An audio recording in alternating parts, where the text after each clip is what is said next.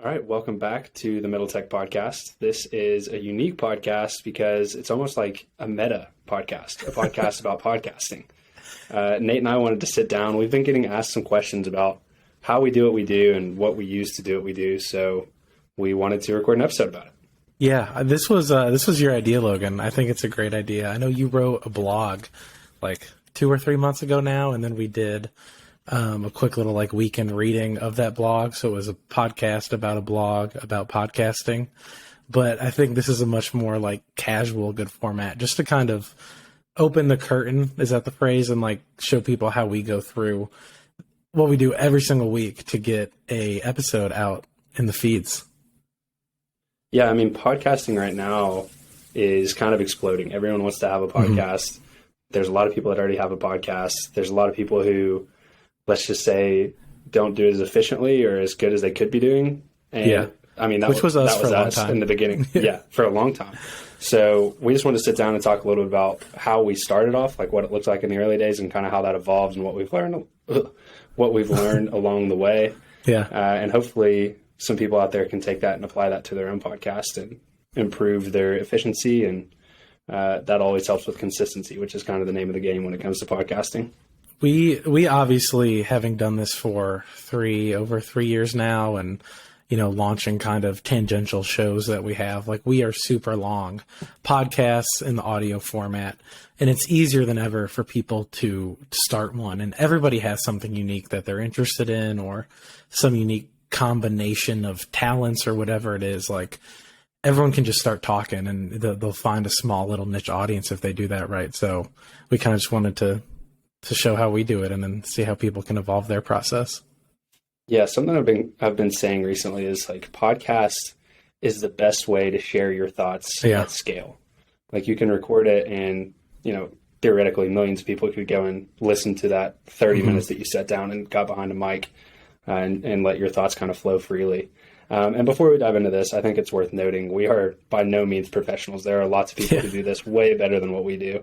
But we've found a process that works for us, that's efficient, that allows all of us to have full-time jobs and still do this. So take everything we're saying with a grain of salt, because it's all kind of been self-learned along the way. Yeah, there's people who make a shit ton of money consulting and doing this a lot better than us. But I think we found a good balance of pretty good production that the untrained ear would think is really good, but also almost fully self-taught and just whipping shit together like we do. So that's the perspective we're coming from it.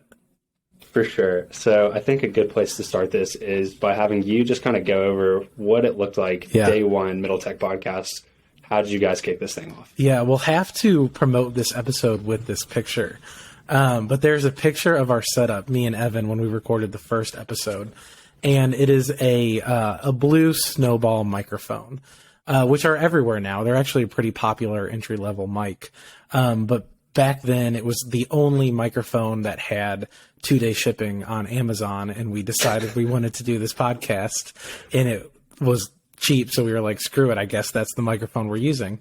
The picture that we have is it set up on the desk, and then Evan had a TV behind it. We had one laptop open with Audition, which we'll talk about, another with I think a Google Doc, or might have done Word back then, of our notes. And then me and Evan sitting 4 feet away from this singular microphone in the middle. And I don't even know how we picked up okay sounding audio. I think the laundry was going on in the background. Danny used to live with Evan. He was doing his laundry or something. I think you can hear the dryer, do that beep at one point. But that's all we had. We used what was available and we set this thing up. So we had Audition, which is Adobe's audio editing software. At that point, I still had my Adobe subscription through UK, even though I had graduated 6 or so months prior. So I was like, well, I have this. I guess this is what we can use. It's free on my computer. So we decided to use that. I learned how to plug in this mic and track it to the track on Audition and press the record button, and we just went at it. And then I pressed stop. Thankfully, didn't delete it somehow, having no idea what I was doing in the software. And then just started looking up YouTube videos, what are the basic things you can do to make the audio sound better. how do you even clip? Like, how do you cut the track to delete a part? I didn't know how to do that.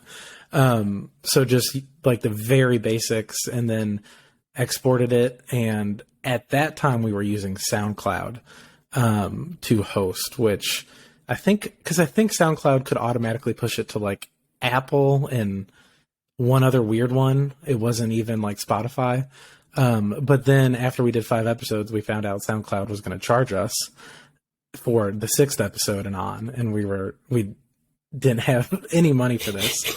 So then I had to figure out how to like redirect the hosting to the platform we use now, and I'll let you get into all of what we do now. But it was basically, I think the moral of that story is we just used what was in front of us, and we found the easiest way, the path of least resistance from idea to start the podcast, which we've talked about a bunch, to published episode. And it wasn't perfect by any means, but we found a free and relatively easy way to do it. And that's the best way to do it when you start, is just find what you can do to get it out there, because that's what matters. Absolutely. And I think it's becoming easier and easier with the software that's available and with the equipment that's available. It's really not that expensive to do a pretty high quality podcast. And we'll kind of talk more about how we discovered that. But even the technology that's kind of come out since we've started doing it is pretty incredible. Like the software we're using now called Riverside.fm, would highly recommend checking them out. We'll talk more about them in detail, but I mean, a lot of these softwares do a lot of the process for you that used to be manual. Yeah. So let's kind of talk to start as we kind of transition to what we used to do to what we do now, and start talking about what you actually need to do before you hit the record button to record your podcast. So I had listed down here as kind of the first thing that I would do starting a podcast, and that is to establish what you're trying to accomplish with your podcast. The last thing you want to do is sit down to record, whether you're recording on your own or with a guest or with another co-host, and not know what you're trying to accomplish. Like, your podcast needs a mission of some sort. Middle Text in the early days was actually really robust. Evan tells the story over and over about how he was one of the first employees at Fuji, and all of this cool stuff was going on. This incredible story. Nate, you were part of that as well. And nobody in the startup community knew about Fuji. So Middle Tech was started purely to get the word out about what was going on in the startup ecosystem. To start, it was just Lexington, because there was a good amount going on in Lexington. But that was the mission, and that made it really easy for you guys to go in and talk about what was going on specifically in the startup ecosystem. Yeah, and I think what's important there is that we were part of it. Nobody was talking about it, and we were in it. So it wasn't something we had to do a bunch of research on. It wasn't something we had to like stretch to talk confidently about. It was natural for us. We were already having these conversations. We just put that mic in front of us. Yeah, and I think that part specifically is really important, because it's kind of hard to sit behind a mic and flow and like let the conversation just kind of roll off your tongue, especially if you're just kind of riffing it. You really have to know your shit. Like, you can't just go and be like, okay, I'm going to start a crypto podcast and then go and assume that you're just going to be able to bullshit your way through it. Like, make sure you know your stuff. And that kind of leads into the second part of why you should establish what you want to accomplish with your podcast, because I assume most podcasts are going to want to have guests on, and sourcing guests is something that I feel like doesn't get the credit for the difficulty of actually doing it. But sourcing guests, and guests that people actually want to listen to, and guests that are, subject matter experts in whatever you're bringing them on to talk about, is difficult. Yeah. So Nate, talk about how you guys went about getting guests on the podcast and kind of how that's grown into what it is today. We started with just people who were close to us and, who we had easy access to. Podcasting is a networking game. When you have guests, it's a networking game at the end of the day. But as we were younger then and still building our networks, it started with just people who were tangentially relevant to our mission that we could have on. I don't think we had our first guest till like episode 5 or 6. And I believe our first guest was Doyle at UK, who taught both of us. I know he taught you as well later on, but it was just somebody who talked about entrepreneurship at Kentucky that liked to talk candidly. So we were like, let's just have him. He came to Fuji and we recorded there in the conference room. And then we went to UK's campus to record at the Venture Studio with the directors over there. So it was just people who we knew also wanted to talk. and get their statements out there. So it was pretty easy. But then once you have those handful of episodes and you have a couple guests who have some name recognition, it's much easier to put yourself out there and get better guests, get higher profile guests, because it's almost like you have an excuse to reach out to them and you have something to show by showing them the episodes you've already put out. Yeah, and specifically for Middle Tech, all three of us, well, actually the entire team is plugged into the startup ecosystem to some degree. Mm-hmm. But we're lucky to have Evan, because Evan is great at relationships and networking. He is a wizard. So as much as I hate to compliment Evan, he is great at networking and getting us some really cool guests. I used to compare myself to him in that way. I was like, he's like sourcing all these guests. Shit, what am I doing for the podcast? And then I was like, okay, I'm actually doing everything else. I'm editing it and publishing it. So that kind of complementary skill, which we didn't even think about at the time, I think also helped. Yeah, I mean, that's exactly the way you should look at it. Like it's a skill, and let's face it, he's had a lot more time to perfect that skill. I mean, he was at Fuji when he was like 20 years old, meeting with execs in LA. So I mean, he's had a lot of time to hone that skill. But that's just kind of all to say, your guest list and how you curate guests is all relationship based. It becomes a lot easier and it becomes more of a flywheel once you start getting those guests on. But the next step, once you kind of have that guest identified, you want to build rapport with your guests before they even come on the show. Mm-hmm. Like, you don't want the first time you're talking to your guests to be when you're sitting down in front of a microphone, because there's just too much awkwardness that can kind of occur when you're first meeting someone. Like, let's face it, you don't really know each other yet. You haven't really established that kind of like communication style that each other's goes by. So what Middle Tech does to kind of combat that is we set up intro calls with each of our guests before we even record with them. Mm-hmm. So typically the flow goes, we get an introduction from somebody. We'll email back and forth with them and say, hey, before we even record, we'd love to hop on an intro call, tell you about what we're doing, learn a little bit more about what you're doing. And that's pretty much the whole conversation. Is we tell them about the mission of Middle Tech, they tell us about what they've been doing, and we don't really ever say it that we're trying to build rapport with them, but that's exactly what's going on. Like, that accomplishes a couple different things. It makes us comfortable with talking to each other, but then to kind of move on to the next part of this is it allows us to kind of craft discussion notes. We call them the guardrails of the conversation. Mm-hmm. Our podcast is very conversational, but you can lose the conversation in the woods if you don't have like a destination you're trying to take it. So that intro call allows us to say, okay, here's what you're doing. Here's what we think our audience would find relevant. Here's the learnings we can kind of take out of that. Okay, we're going to take that, craft some discussion notes of how we thought the conversation will flow. And then that is incredibly helpful when it comes to actually sitting down to record. Yeah. On the flip side, the discussion notes also help push the conversation along. If that intro call didn't break all of the ice and make it fully unawkward by the time you record, having those discussion notes, if you come to like a natural end of a point or end of a conversation and you're not that close to where you can just keep talking, like, you have an excuse to change the subject or an excuse to pick it back up and get that flow going again. Yeah, and it takes the pressure off of you and the guest both. Like, you don't have to feel so nervous, like, what are we going to talk about? Mm-hmm. Like, for me, if I was a guest of a podcast, it makes me a little bit uneasy if I don't know where the conversation is going to go, period. Yeah. Like, I'm good at kind of riffing, but I think everyone always appreciates having the discussion notes. Yeah. Question for you.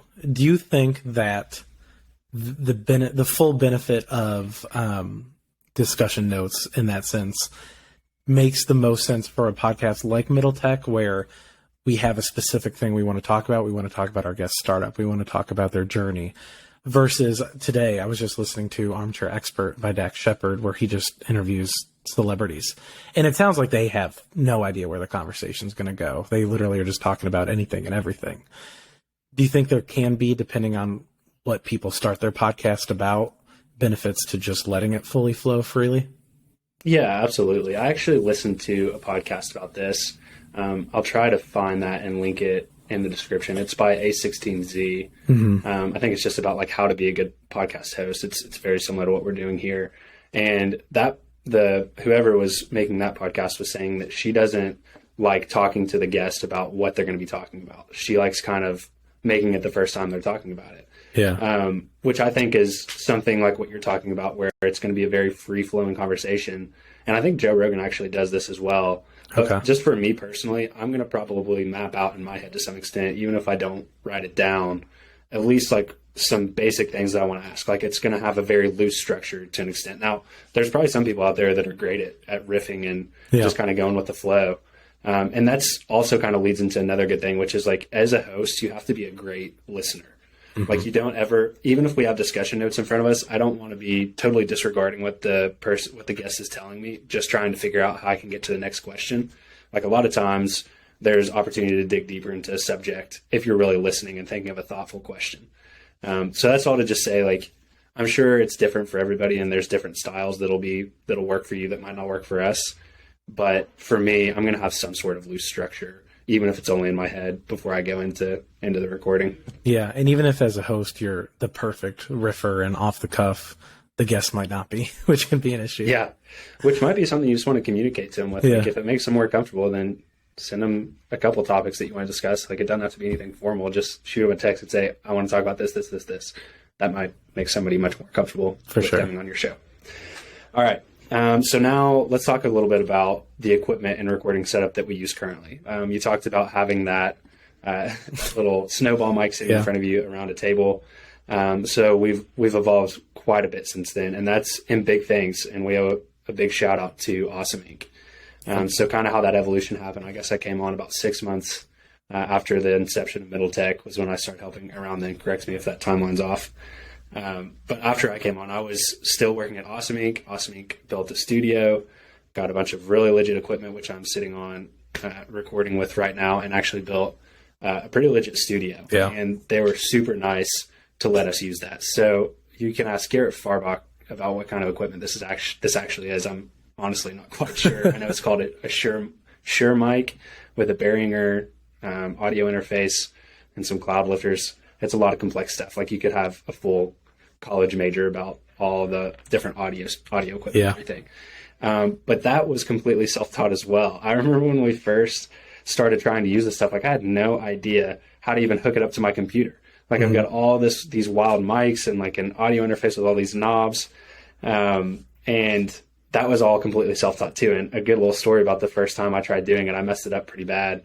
I had plugged into my computer and I didn't know how to control the inputs on my computer. And I ended up recording a full episode from my computer mic where I was sitting probably 10 feet away from Evan, because I wasn't co-host at this time, Evan and whoever he was recording with at the time. So that's just to say it's easy to mess this stuff up.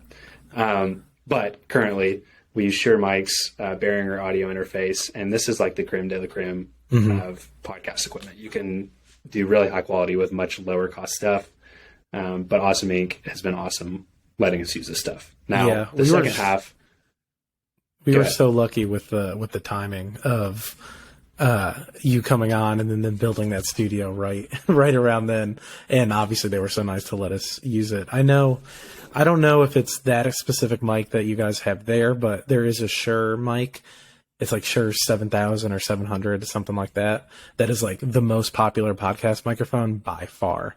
It like doubles the next mic that people use in like usage. So definitely kind of the gold standard if you have the money to invest in a really good mic to start a podcast. That being said, I don't think you need top of the line, especially when you're starting out.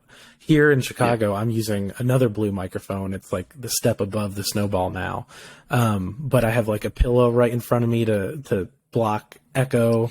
I'm really close to the mic. I've adjusted all the settings of it. So if you can like dig in and teach yourself some of that stuff and make sure your environment is good and then edit it well, a cheaper mic can get you some really good sounding stuff. Yeah, and just some like little cheat codes. Before I hit this, actually, I want to mention that you can, if you're in Lexington, you can rent Awesome Inc. Studio, and I would highly recommend it. Garrett is the nicest guy literally on planet Earth, and he knows his stuff when it comes to setting this stuff up. So if you're in Lexington, definitely check out renting out Awesome Inc. Studio. Now, some hacks that you can do. So I don't always like coming down to the Awesome Inc. Studio. I think the same mic you have in front of you. Yep. And there's some cheat codes that you can do if you're at home to make it sound nice.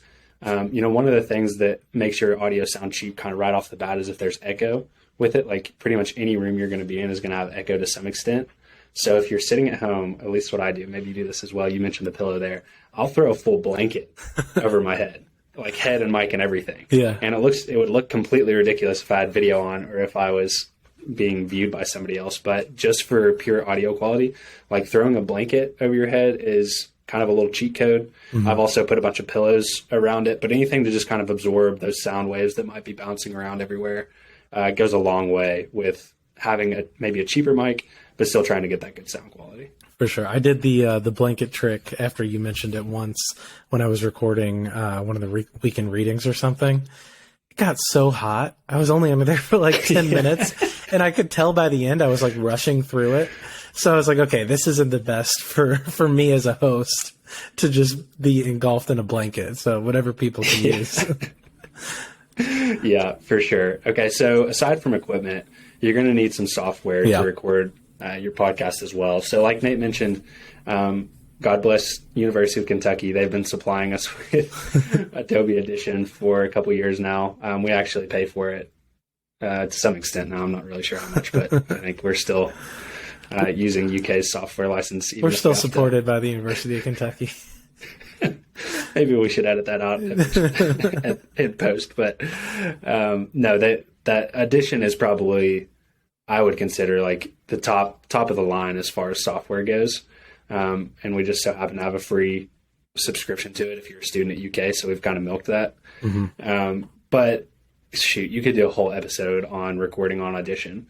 And honestly, it's not even worth me getting into too much detail other than saying we use Audition to record as well as edit.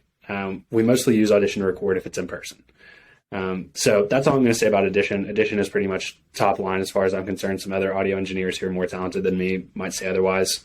But that's what I still use. That's what our other audio engineer, audio intern uses to edit as well. Now, after COVID, we were kind of forced to go remote when it came to recording. And for a while, the setup that I did was I would record using Zoom and then simultaneously run Audition on my laptop to capture mine and Evan's super high quality audio. And that would result in us having nice audio, the guest kind of subpar audio. Zoom was never good for it.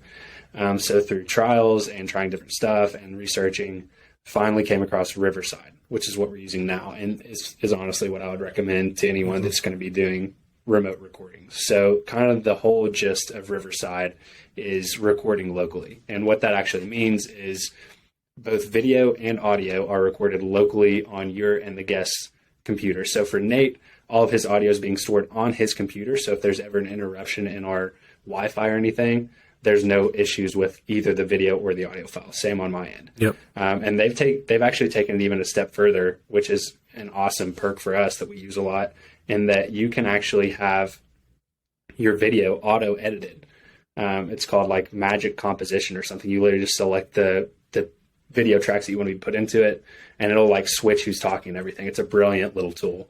I don't know exactly what we pay for it. Nate, maybe you know that off the top of your head. It is something that we pay for. It's not a free software, but it's not super expensive. It scales by how much you're doing. I think it's free to do like an hour a month, basically a trial. But then I think it's like 10 hours a month might be $15 or something. That sounds right. It's more than that if you go up. Yeah. Well, it's well worth it. Yeah. It's well worth it. So aside from Riverside, the other piece of software that we're going to give a couple of shout outs to because it's pretty phenomenal is Descript. Crazy software. Is something, it's a crazy software. You could replace Audition completely with Descript, and it's getting, like even in our process for Middle Tech, it's becoming closer and closer to where we're replacing Audition with Descript. So you can record on Descript, but the more robust tool is going to come as you're editing everything. So before we start getting into the whole editing thing, we'll give Descript kind of a more in-depth little description and shout out here in a little bit. But I want to talk a little bit more about hosting a podcast and and helping your guest be a good guest on the podcast. So Nate, I'm interested to hear your perspective when you and Evan both first started. You've never hosted a podcast before. Yeah. How did you learn how to conduct a conversation, how to host a podcast? I actually don't think I've ever mentioned this before, but back when we started, the podcast I listened to the most was the Jared Freed podcast. And if you haven't heard of him, people who haven't heard of him, he's a He's just a stand-up comedian who had a weekly podcast, still does, I think. The way I came across him was his podcast used to be called the TFM podcast, Total Frat Move, back when that was a thing. And he was just hosting that, and then they rebranded it just to be, his name. I think he cut ties with TFM, but he would just have a guest on, and they would talk about random stuff and then answer listener emails and stuff like that. But the way that he kind of differentiated himself on this podcast was just to be almost annoyingly energetic, like over the top. He used to literally be, I don't want to do it because I'm going to hurt your ears here, Logan, but he would literally scream like, hello, and hold it for like a minute. And it became like a joke. Welcome to the J-Chain broadcast. My name is Jared Freed, and we're going to answer your questions, blah, blah, like screaming into the microphone.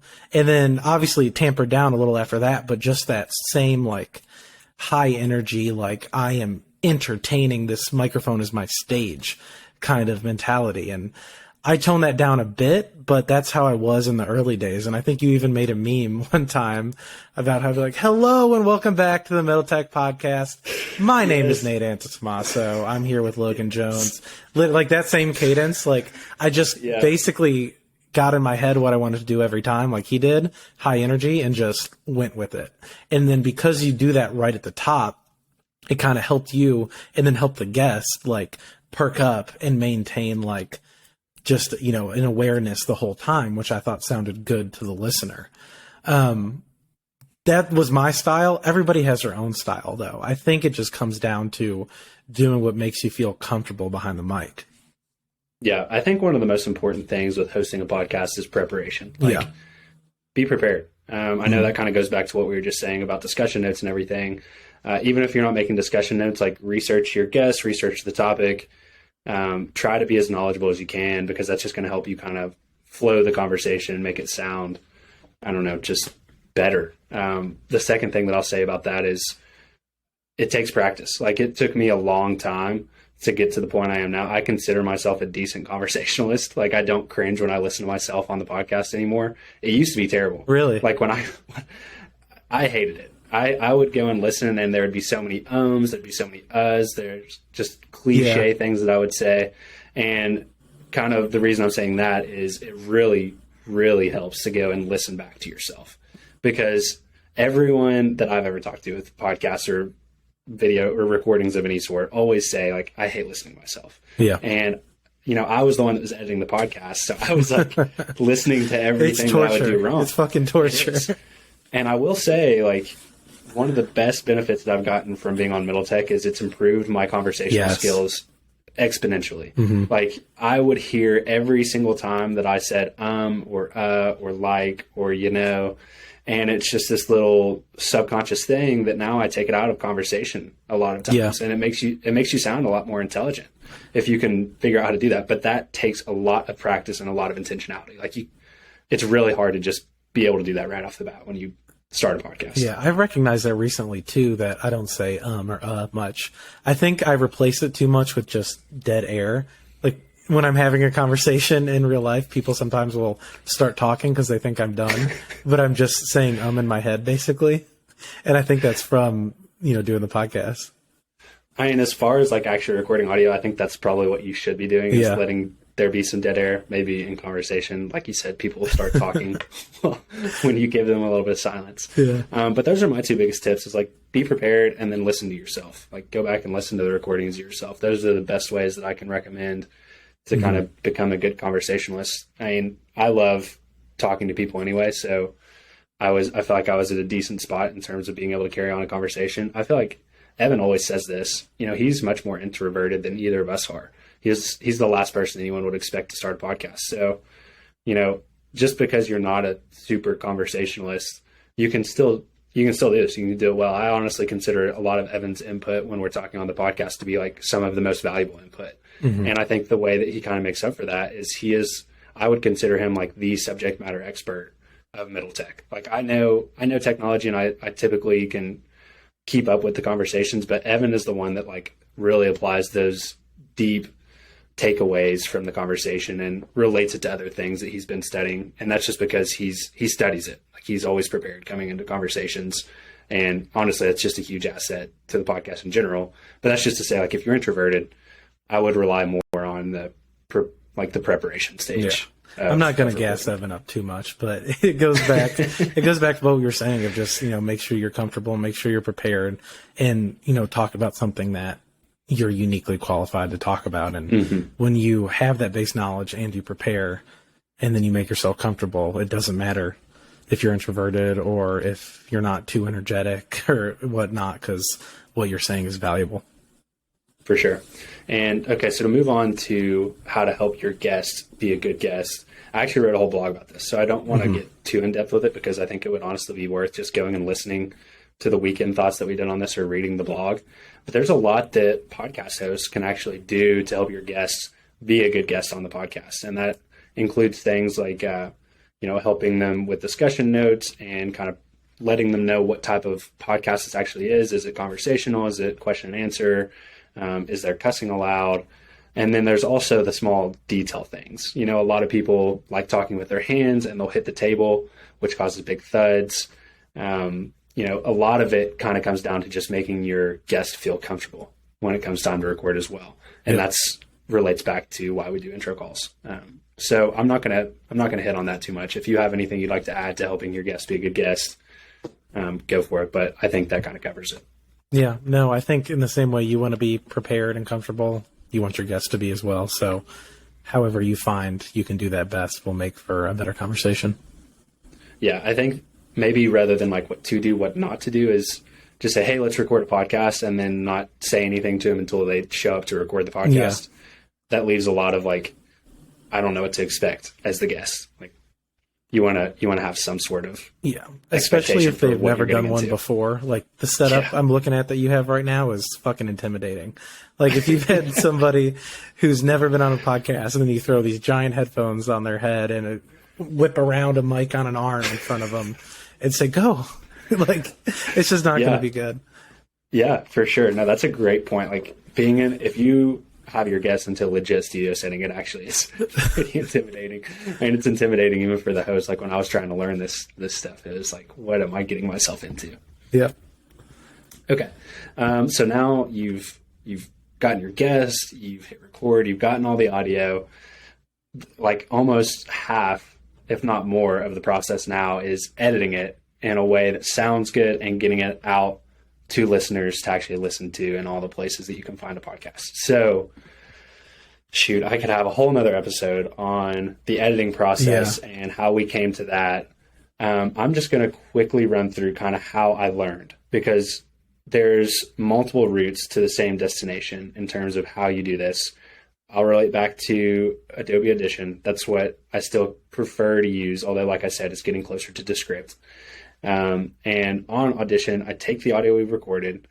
I'll do some background noise cancellation. So at the beginning of each episode, we give about 5 to 10 seconds of silence, no matter where we are, for both. If it's remote, if it's in person, what that's doing is allowing the mics to absorb any background noise that even if you can't hear it, the mics might be picking it up. So that in Audition, there's a function you can run where you go and highlight that little portion of silence. And you can essentially think of that as like the baseline of what quiet is for you.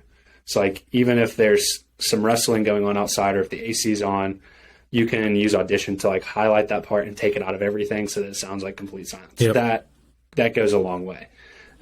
The other really important thing, without getting into too much detail, is just getting all audio levels like the same level. That's something I struggled with a ton when I first started taking over editing on the podcast. And I feel like, honestly, I'm just now getting to the point where we have it consistent. But I'll either use normalize, which is a function on Audition, or I'll do a hard limiter just to get to a consistent level. And my consistent level right now is -2 dB, -2 decibels. So, and we just had a professional audio engineer come and audit our process, and even that might change. So that's all to say, like, I've learned all of this stuff through YouTube University. Yep. Middle Tech sponsored by YouTube University. If you literally, even outside of podcasting, like if you want to learn anything, I even learned guitar through YouTube. Like, understand YouTube is an incredible tool. You can find anything you want.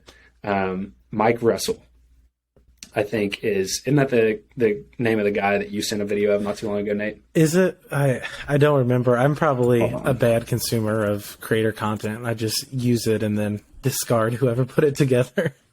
It is. Okay, so I just did a little quick search. It's Mike Russell, and I'm pretty much exclusively watch his tutorials. He has so many out. So Mike Russell, he does specifically for Adobe Audition, and he is a wizard. He can make, like, what his videos are, he'll like say, I'm going to solve echo and audio in this one. He'll take a really echoey portion of audio, just like you would put it into yours, and he'll walk through each step to like make it sound really clean. And yeah, he does really good stuff. So that's like where I've learned everything. Okay, so like we mentioned, Audition is expensive. If you don't have Audition, what I'm going to recommend is Descript.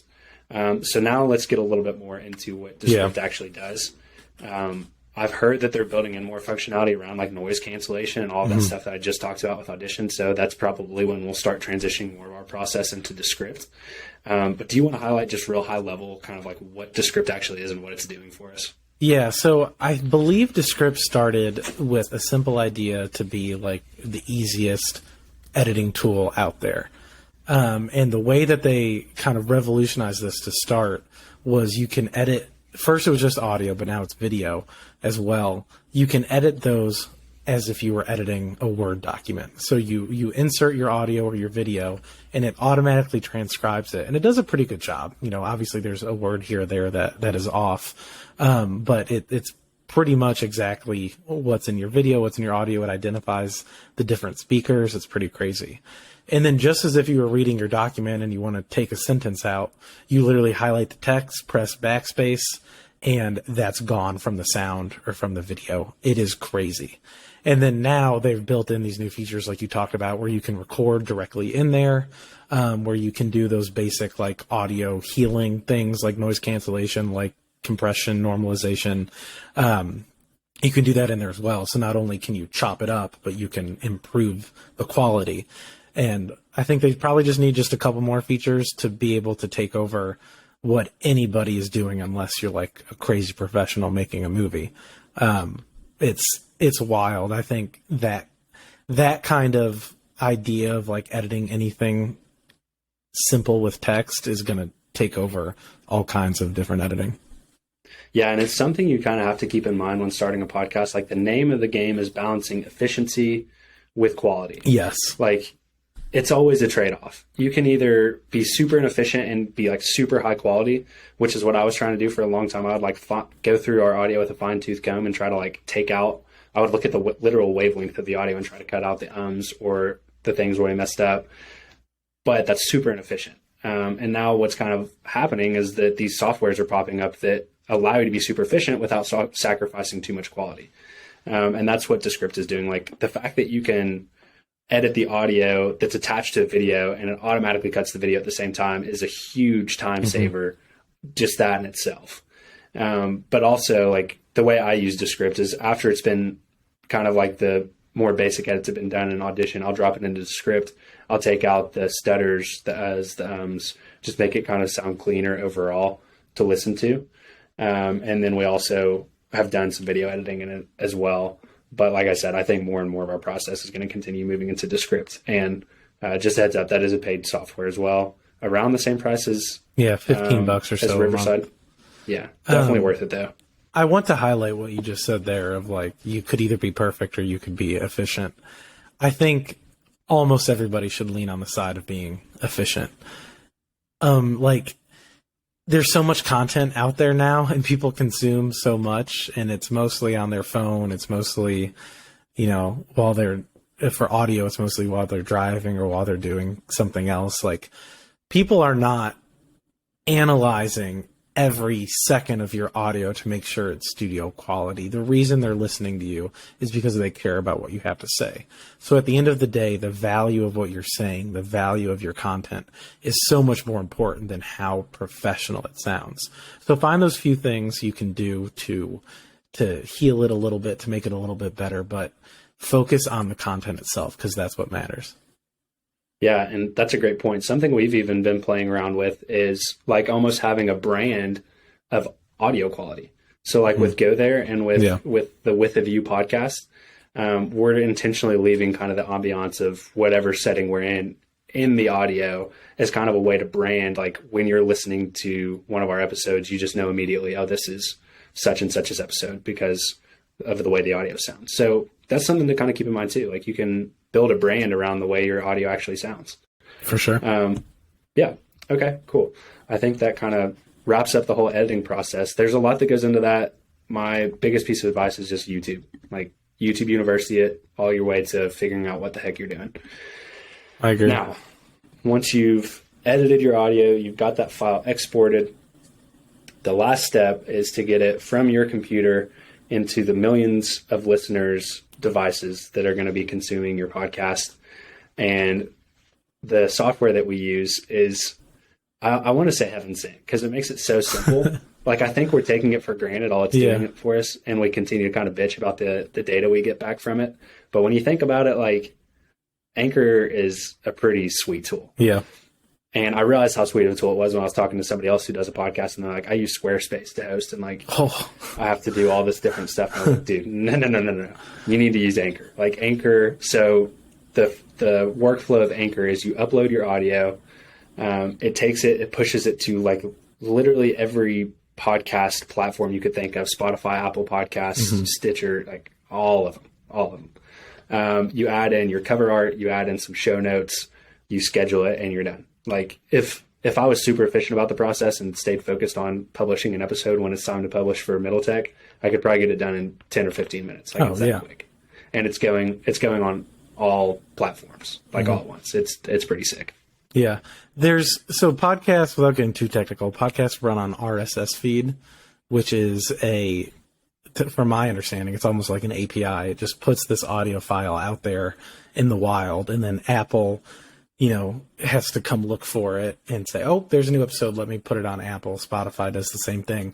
So Anchor manages your RSS feed and, helps you push the stuff to the different platforms. The weird thing, even with a great tool like Anchor, is when you start a podcast, you're starting a new RSS feed, and it can be a bitch. It can take up to 2 weeks to get on all of the platforms. Apple is the worst, just because they're Apple. As you can expect, they do their own thing on their own time. Like, it literally can take 14 days. So don't finish editing your podcast the night before you want to post it. Always get a teaser trailer out there or something just to establish this feed. Get the actual show on the platforms. So then when you're ready to publish an episode, you can get it quickly through that feed that's already there. Yeah, but don't let this step intimidate you. Like, Anchor has made it so easy to get to that point that's honestly one of the least time-consuming parts of the entire process now is actually getting out there, that's how it should be. It shouldn't be too difficult to get your podcast out there. So once you have it on Anchor, Anchor will give you data around your 7-day audience, your 7-day unique listeners, how many listens each episode has.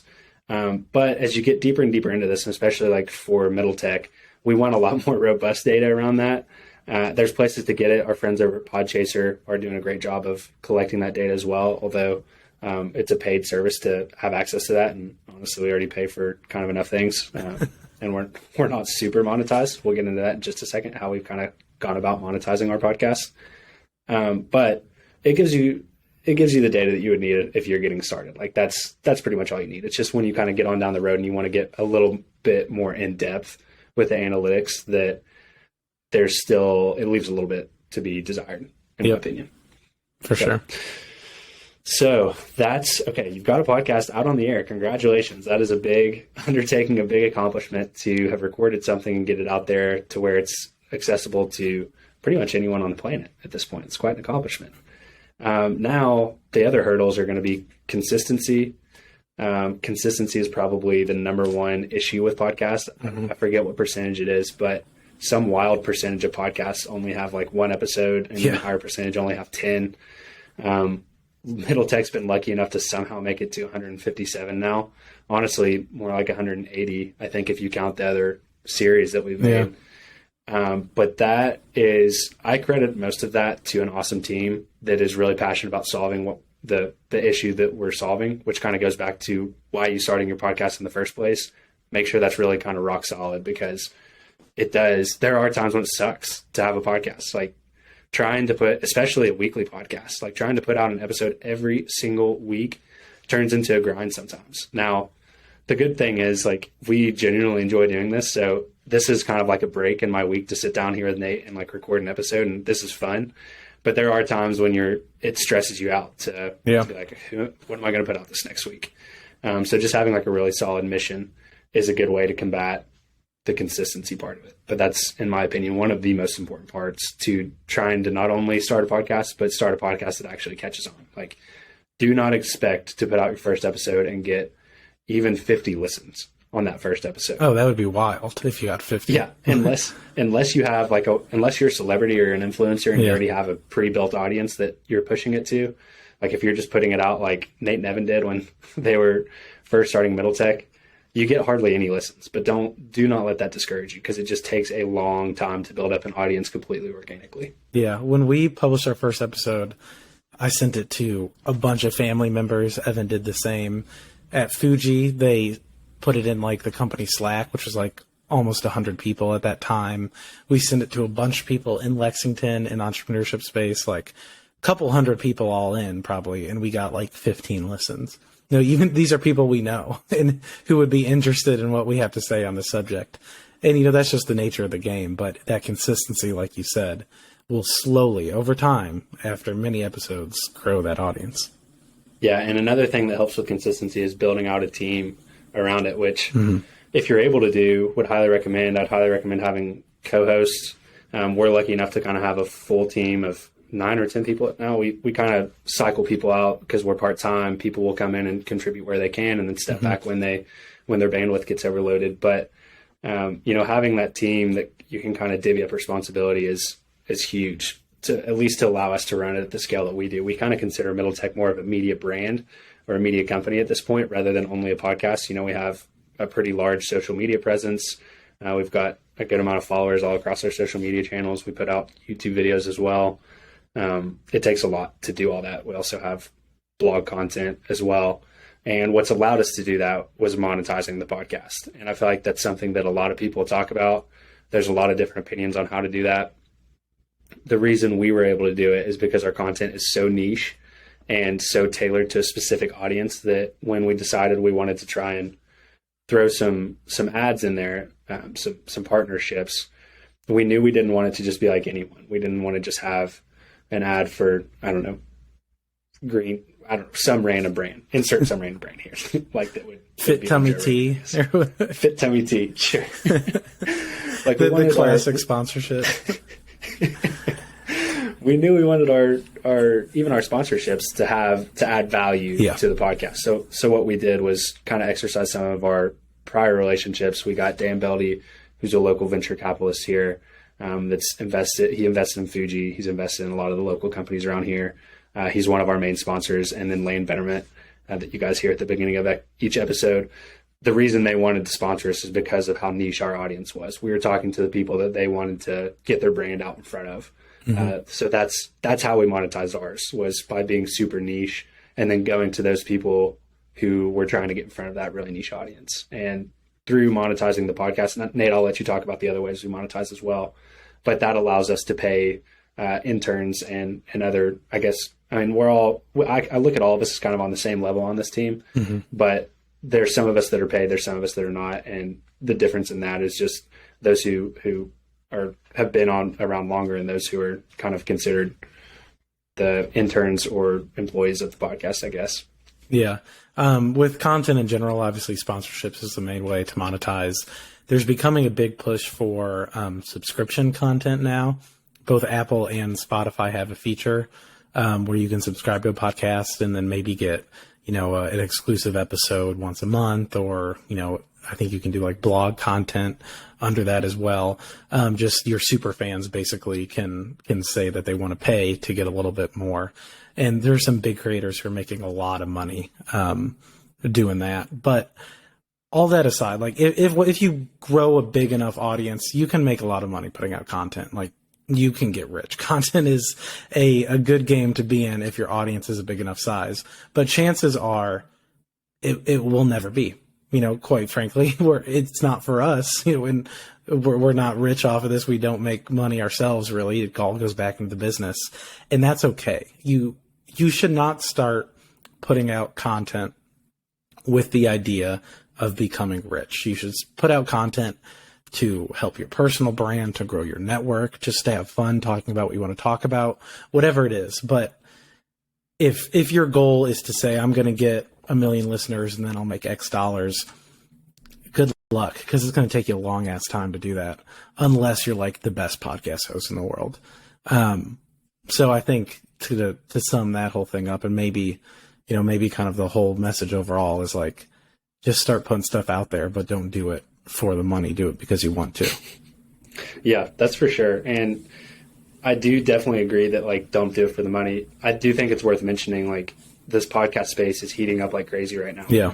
We're constantly talking about seeing some of these media companies raising millions and millions of dollars, and podcast networks being valued at crazy valuations. It's not out of the realm of possibility that if you start a podcast, maybe 5 years down the road, which we've only been at Middle Tech for 3 years and it feels like a long time, like 5 years, you look at that and be like, 5 years isn't that long, but it feels like a long time. Yeah. Doing it. When you're putting something out every week, 5 years is a while. The thing about it is it's compounding. Yeah. It's all of that, like all 180 episodes that we have in our feed are in our feed forever. Like, you can go back and we still get tons of listens on our older episodes. Like, that makes up a good portion of our overall listens for a single week, as people are going back and listening to our old content. So that's something to understand as well. It's like, it's all compounding. The more you put out, the more of a content library people have to go and listen to, the more, I guess you consider, valuable your podcast becomes. So it's all just one of those things where the consistency, the grind, having the full content library, it all is compounding when you think of creating a valuable brand through starting a podcast. For sure. Just talk about what you want to talk about and let it go. Talk about what you want to talk about. Well, that about sums up what all we do to start Middle Tech. I mean, there's several topics within there that we could have dove into some more detail on, but I think that pretty much covers it.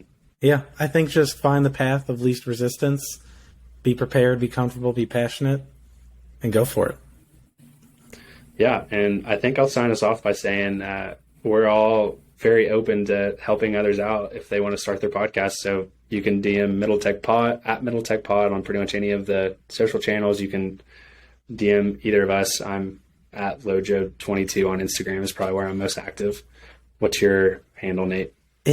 When I created my handle, I thought it'd be so easy to understand, but no one ever does. It's Nate Ante, because my last name is Antetomaso, so it's Nateante.